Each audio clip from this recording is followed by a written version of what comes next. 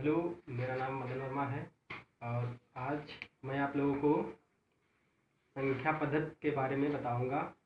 संख्या पद्धति में जो संख्याएं होती हैं वास्तविक, काल्पनिक और जो वास्तविक संख्या होती हैं जो उनके प्रकार होते हैं उनके बारे में हम आज डिस्कस करेंगे।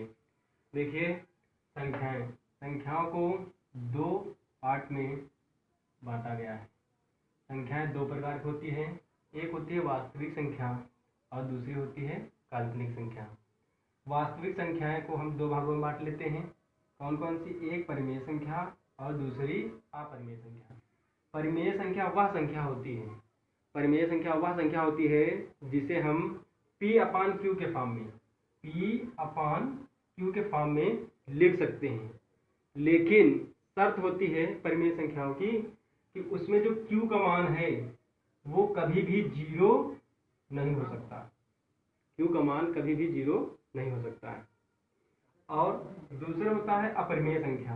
अपरिमेय संख्या जस्ट इसका अपोजिट होता है। जैसे परिमेय संख्या को हम P/Q के फॉर्म में लिख सकते हैं, लेकिन जो हमारी अपरिमेय संख्या होती है उसको हम P/Q के फॉर्म में किसी भी हाल में नहीं लिख सकते हैं, तो उसे हम अपरिमेय संख्या कहते हैं। अब हमको समझना है। देखिए, परिमेय संख्या में अंश और हर, आपको याद करने का सबसे अच्छा तरीका है अंश और हर। P को हम अंश मान लेंगे और Q को हर मान लेंगे, बस समझने के लिए। अंश और हर, ऐसी संख्या जिसे हम अंश और हर के रूप में लिख सकते हैं उसे हम परिमेय संख्या मान लेंगे। अपरिमेय संख्या जिसे हम भिन्न के रूप में, अंश हर के रूप में नहीं लिख सकते, उसे हम क्या कहेंगे? अपरिमेय संख्या। लेकिन बहुत से लोग पाई का मान कितना होता है? 22/7। पाई इसका अपोजिट है। पाई का वैसे मान होता है 3.14। पाई को हम 22/7 भी लिखते हैं, लेकिन ये इसका अपोजिट है। ये अपरिमेय संख्या में पाई जोड़ा जाता है। तो जैसे 3/2, ये P और ये Q, ये कौन संख्या हो गई? परिमेय संख्या। माइनस या प्लस इससे कोई फर्क नहीं पड़ता है परिमेय संख्या में, उसको परिमेय संख्या ही मानेंगे।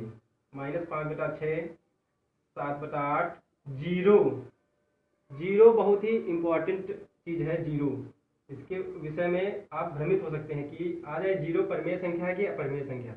यहाँ पर हमको बस ध्यान देना है, जीरो एक ऐसी संख्या है जो परिमेय संख्या में गिनी जाती है। अपरिमेय संख्या में क्या ध्यान देना है? जिन संख्याओं में रूट लगा हो लेकिन एग्जैक्ट स्क्वायर ना हो।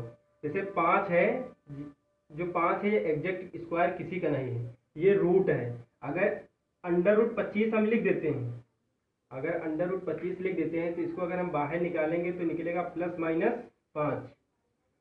5 √5 तो अपरिमेय संख्या नहीं है, अपरिमेय संख्या है, लेकिन अंडर के अंदर 25 है तो ये परिमेय संख्या होगी। क्यों? क्योंकि ये 5 का क्या है? स्क्वायर 25 है। समझ गए?